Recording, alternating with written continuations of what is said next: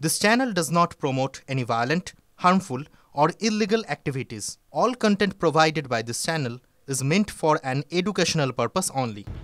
বেতন বৃদ্ধি, সরকারি স্বীকৃতি এবং স্থায়ীকরণ এই দাবিতে কালীঘাটে বিক্ষোভ সুপারভাইজারদের। মুখ্যমন্ত্রীর বাড়ির সামনে ধর্নায় বসতে গিয়েছিলেন তারা, পুলিশ এই সময় তাদের বাধা দেয়।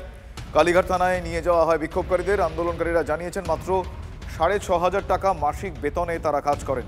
জরুরি পরিস্থিতিতে জীবনের ঝুঁকি নিয়ে কাজ করলেও কোনো রকম সরকারি স্বীকৃতি বা স্থায়ীকরণের কোনো রকম নিশ্চয়তা তাদের নেই। ১৫ বছর ধরে তারা দাবি জানিয়ে আসছেন, দাবি পূরণ হয়নি বলে তাদের অভিযোগ।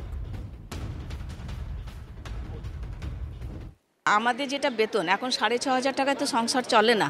তো আমাদের বক্তব্য যে আমাদের এখন যে বাজার মূল্য হিসাবে দিদি তো জানেনি কত হবে, সেই হিসাবে আমাদের একটা বেতন বৃদ্ধি এনইউএচএম যে এসছে সেই এনইউএচএমের আমাদের অন্তর্ভুক্ত করতে হবে। আর দ্বিতীয়ত আমরা এএনএম যারা আছে এএনএমের প্রত্যেকটা কাজই আমরা করছি, এমনকি আরআই করছি, ভ্যাকসিন করছি, সমস্ত যা ভ্যাকসিনেশন এক্সট্রা আসছে, কোভিড আসছে, এমআরভিসি আছে, সব করছি। তো সুতরাং আমাদের একটা ট্রেনিং দিয়ে সেকেন্ড এএনএমের জায়গায় আমাদেরকে যেন নিয়ে যাওয়া হয়। আমরা চাইছি যে দিদি পর্যন্ত আমরা কিভাবে আমরা পৌঁছে দেব, বার্তাটা পৌঁছাবার জন্যই আমরা এসেছি।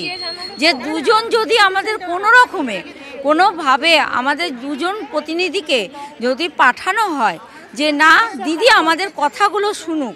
তৃণমূলের বিএলএর দোকানে বসে ফর্ম ফিল আপের অভিযোগ উঠছে। রাসবিহারীর এক বিএলওকে শোকজ করেছে কমিশন।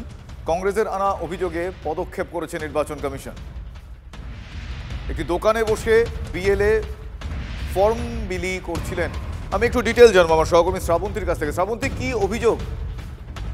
তৃণমূল কংগ্রেসের বিএলএ অর্থাৎ এজেন্ট যিনি, তার দোকানে বসে ফর্ম ফিল আপের অভিযোগ আসে। কংগ্রেস প্রাথমিকভাবে রাসবিহারী কেন্দ্রের পার্ট ১৯২ সেই বিএলওর বিরুদ্ধে অভিযোগ করে এবং তারপর তাকে শোকজ করা হয়েছে কমিশনের পক্ষ থেকে। সেই জায়গায় তার নাম দিয়ে শোকজ করেছে কমিশন এবং সেই জায়গায় অন্য বিএলওকে নিযুক্ত করছে কমিশন। ধন্যবাদ শ্রাবন্তী।